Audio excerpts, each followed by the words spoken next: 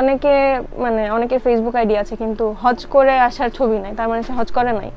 মানে অনেকে এখন হজ করে সেলফি আপলোড করে না, আমি ছবি আপলোড করে আমি এখন পর্যন্ত আমাকে টুকটাক যতটুকুন চ্যারিটি ওয়ার্কের সাথে মানুষ রিলেটেড দেখেছে, দুই একটা মেমোরি আমি শেয়ার করেছি।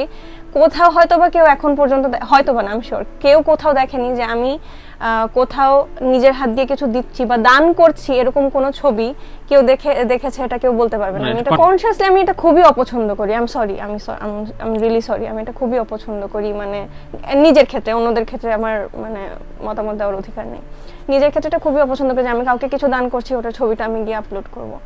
এখন যার আইডি বা পেজে এই ছবি নাই, তার মানে এটা না যে সে করে না।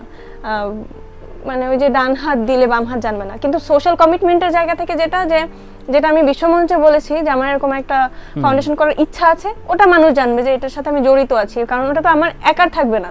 আর আমার ওই পরিমাণে টাকা পয়সা নাই যে আমি মানুষের জন্য করব, নিজের টাকা দিয়ে করেই যাব।